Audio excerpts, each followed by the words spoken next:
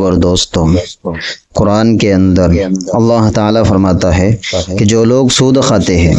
تو کل قیامت کے دن قبروں سے اس شخص کی طرح اٹھیں گے جیسے کسی کو جن بھوت نے لپیٹ کر پاگل بنا دیا ہو۔ اور دوسری جگہ قرآن میں اللہ تعالیٰ فرماتا ہے جو لوگ یتیموں کا مال ناحق کھاتے ہیں وہ لوگ اپنے پیٹوں میں آگ ہی بھر رہے ہیں اور یہ لوگ ان قریب آگ میں داخل ہوں گے۔ اور ایک جگہ رسول اللہ صلی اللہ علیہ وسلم نے فرمایا جب سورج نکلتا ہے تو اس کے دونوں جانب دو فرشتے روزانہ اعلان کرتے ہیں،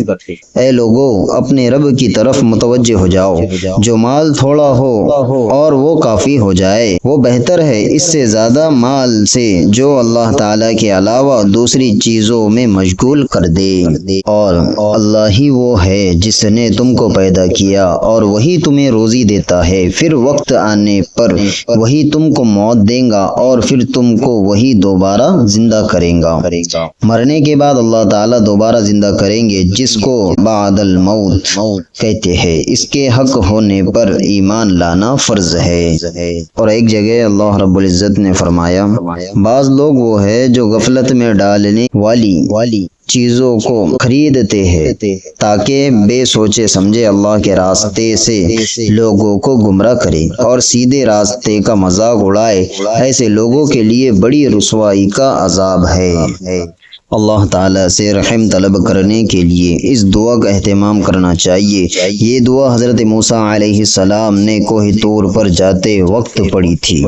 انت ولینا فاغفر لنا ورحمنا وانت خیر الغافرین۔ ترجمہ، اے اللہ آپ ہی ہماری خبر رکھنے والے ہیں، اس لیے ہماری مغفرت اور ہم پر رحم فرما، اور آپ سب سے زیادہ بہتر معاف کرنے والے ہیں۔ اور ایک مرتبہ رسول اللہ صلی اللہ علیہ وسلم نے فرمایا اللہ تعالیٰ فرماتا ہے جو لوگ میری عظمت و جلال کی وجہ سے آپس میں محبت رکھتے ہیں قیامت کے دن ان کے لیے ایسے نور کے ممبر ہوں گے جن پر انبیاء اور شہداء بھی رشک کریں گے۔ اور بلا شبہ جو لوگ اللہ اور اس کے رسول کو ان کا حکم نہ مان کر تکلیف دیتے ہیں اللہ تعالیٰ ان پر دنیا و آخرت میں لعنت کرتا ہے اور ان کے لیے ذلیل کرنے والا عذاب تیار کر رکھا ہے۔ کہ اللہ رب العزت فرماتا ہے کہ دنیاوی زندگی میں ان کی روزی ہم نے ہی تقسیم کر رکھی ہے اور ایک کو دوسرے پر مرتبے کے اعتبار سے فضیلت دے رکھی ہے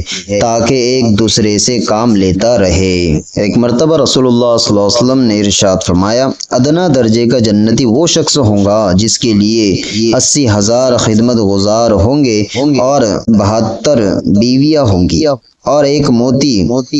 زبرجد اور یاقوت سے بنا ہوا خیمہ ہوگا جس کی لمبائی مقام جابیہ سے مقام صنعاء کے مانند ہوں گی۔ اللہ رب العزت ہم تمام کو کئی سنی باتوں پر عمل کرنے کی توفیق عطا فرمائے، اور جو ساتھی ہمارے چینل پہ نئے ہیں وہ ہمارے چینل کو سبسکرائب کریں اور بیل آئیکن کا دبانا نہ بھولیں تاکہ ہر آنے والی نوٹیفیکیشن آپ کو ملتی رہے۔